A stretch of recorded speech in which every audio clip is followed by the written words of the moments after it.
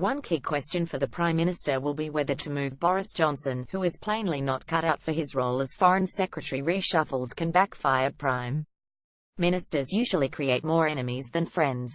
Reuters. The safest Christmas bet is that the workaholic Theresa May will not switch off for long during her mini-break. Her mind will soon drift back to the item at the top of her entry for the new year: a cabinet reshuffle. Before she sacked her deputy Damien Green on Wednesday, May's advisers had been urging her to shake up her top team and bring some fresh blood into the government's junior and middle ranks. No decision had been taken, and some advised May to keep a reshuffle up her sleeve until after next May's local authority elections, when the Conservatives are likely to get a bloody nose, especially in London. Green's departure has now made a January reshuffle inevitable, and it will probably be wider than expected. Although Green had known May since Oxford University, he was not her political soulmate. The only one is Philip May, not Hammond. Green felt a bit let down by her when he was sacked as Immigration Minister in 2014. It was David Cameron's decision.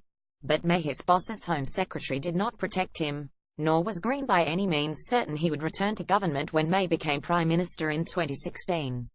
In the event, she promoted him to the cabinet as Work and Pensions Secretary.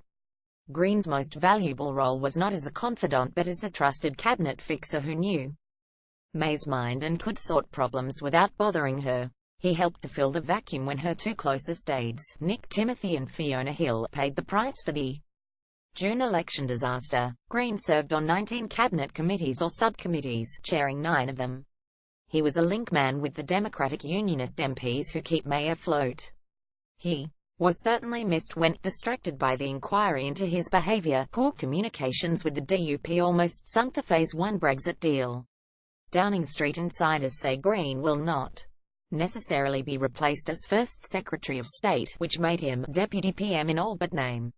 If May appointed Jeremy Hunt or Amber Rudd, the two frontrunners, it would be seen as anointing her successor and anger their rivals for the Tory crown. So it is very possible that we don't get a new Deputy PM. Someone will have to deputise for May at Prime Minister's questions when she is away, as Green did. The job has sometimes been done by the Leader of the Commons.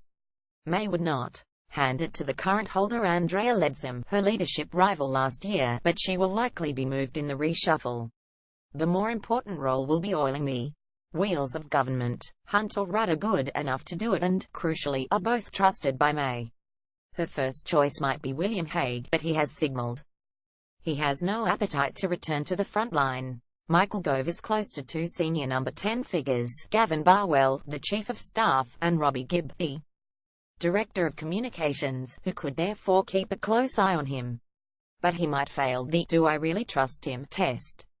David Lidington would pass it and maintain the cabinet's balance on Brexit as a pro-European like Green, but May might want to keep him at the Ministry of Justice.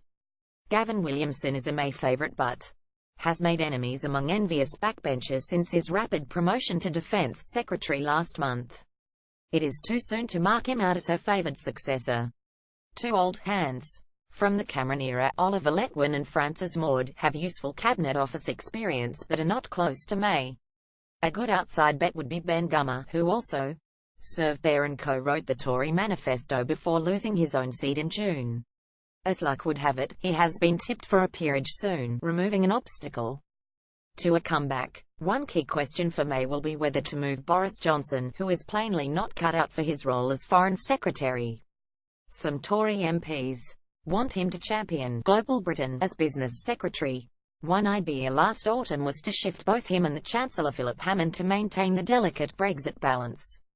But Hammond now looks safe, so moving Johnson becomes harder. Reshuffles can backfire. Prime Ministers usually create more enemies than friends. Some young Tory Turks are bound to be disappointed. Moving the deck chairs rarely makes much difference to the ship of state.